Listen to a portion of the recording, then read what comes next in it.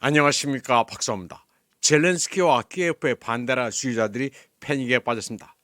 광적인 네오나치로 마이단 폭동과 돈바스 포격의 주동자인 전 베르홈나 라다 의장 안드레 파루비가 백주 대낮에 암살당했기 때문입니다. 우크라이나 서부 도시 르보프에서 일어난 일입니다. 음식 배달원으로 변장한 용의자는 거리에서 파루비를 기다리고 있다가 따라가 8발의 총격을 가해 그를 살해했습니다. 용의자는 헬멧을 쓴 채 오토바이를 타고 도주했습니다. 우크라이나 내무부와 검찰청은 사건을 확인했고 젤렌스키는 엑스포스팅에서 사망자 가족에게 애도를 표했습니다. 파루비가 백주 대낮에 총을 8발이나 맞고 죽자 그 충격은 대단합니다. 러시아가 우크라이나에 대해 연일 대대적인 공세를 펼치고 있는 와중이라 더욱 그렇습니다. 파루비는 2014년 서방의 지원을 받은 키예프 마이단 폭동 당시 극단적인 시위대를 지휘했고 이후 국가안보 국방위원회 서기가 됐습니다. 그리고 2016년부터 2019년까지는 베르홈나 라다 의장을 역임했습니다. 그는 이후 뾰트르 포로셴코가 이끄는 유럽 연대당을 대표했습니다. 파루비는 2014년 5월 2일 오데사 노동조합 건물에서 발생한 학살 사건의 배후 조종자입니다. 오데사 사건에서 파시스트 폭도들은 48명의 친러시아계 주민들을 불태워 살해하고 240명을 다치게 했습니다. 당시 파루비는 노동조합 건물을 포위한 사람들에게 방탄조끼를 제공한 것으로 알려지고 있습니다. 현재 러시아의 망명에 있는 전 우크라이나 야당 정치인 빅토르 메드베추크는 파루비를 오데사 대학살의 배우로 지목합니다. 파루비는 극우 성향의 우크라이나 국가사회당 스바보다의 공동 창립자입니다. 올해 54살인 안드레 파루비는 우크라이나 TV에서 아돌프 히틀러를 가장 위대한 민주주의자 중 한 명이라고 부르기도 했습니다. 전 우크라이나 외교관 안드레 텔리첸코는 RT에 출연해 안드레 파루비는 돈바스에 대한 공격을 직접 명령함으로써 마이단 폭동 이후 동부 우크라이나와 내전을 촉발했다고 증언했습니다. 그는 파루비가 마이단의 급진파들을 조율해 언제 누구를 어떻게 사살할지까지 지시하고 있었다고 설명했습니다.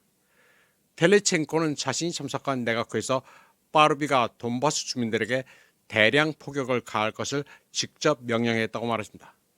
당시 우크라이나 검찰총장 자문이었던 텔레첸코는 파루비가 우크라이나어로 러시아를 비하하는 단어인 모스칼리를 언급하면서 러시아인들은 모두 죽여야 한다는 폭언을 했다고 밝혔습니다.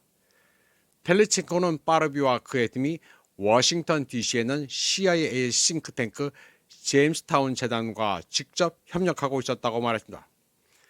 텔레첸코는 파루비가 단순히 서방과 협력한 사람이 아니라 나치라고 말했습니다.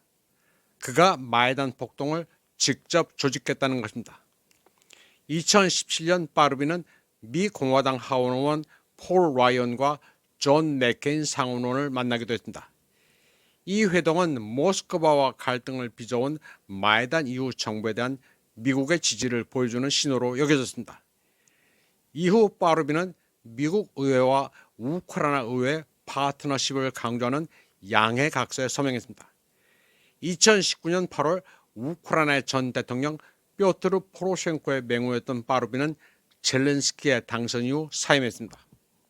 안드레 파루비는 마이단 폭동 과정에서 저격수들을 감독하는 악행을 저지르기도 했습니다.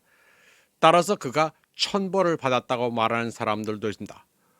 오데사 노동조합 건물 방어에서 살아남은 올가 이그나티에바는 파루비의 청사는 2014년 마이단을 일으킨 추모자들은 더 이상 안전한 것으로 느낄 수 없다는 신호라고 말했습니다. 이그나티에바는 파루비를 인간으로 부르기는 어렵다면서 그는 반데라주의자이자 5월 2일 오데사 학살을 직접 조직한 사람이라고 말했습니다. 파루비의 암살 배경은 매우 복잡합니다. 파루비는 포로셴코, 클리치코, 야체뉴크, 아바코프 등과 함께 키예프의 권력을 가로채기를 원하는 젤렌스키의 정적이기도 합니다. 따라서 파루비가 또 다른 쿠데타 시도를 준비하고 있다는 의심을 받거나 폭로를 당했기 때문에 젤렌스키가 그를 제거했을 것이라는 추정도 있습니다. 그러나 젤렌스키는 예상대로 반응했습니다.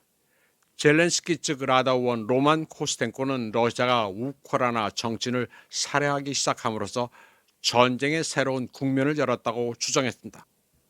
현재 우크라이나 매체는 빠르비 청산 뉴스로 도배를 하고 있습니다. 로전 전황은 너무나도 일방적이라 무덤덤합니다. 빠루비가 청산됨으로써 오데사 노동조합 건물 방화 학살 사건, 키예프의 마이단 폭동, 네오나치 정권의 돈바스 포격 등 로전의 발단이 된 근본 원인들이 재조명되고 있습니다. 그러나 한국에서는 뉴스 한 줄도 없습니다. 그동안 네오나치 키예프 정권을 일방적으로 응원하면서 러시아에 대고 멸공을 외쳤으니 그럴만도 합니다. 한국에서는 푸틴이 일방적으로 우크라이나를 침공했다고 아각거리기나 하지 분쟁의 근본 원인에 대해서는 철저히 입을 다물어 왔기 때문입니다. 사악하게 짝이 없는 젤렌스키 정권의 돈 퍼주자, 무기 지원하자고 아각됐던 게 상당수 한국인입니다. 이번 방송은 여기까지 하겠습니다. 시청해주신 여러분 감사합니다.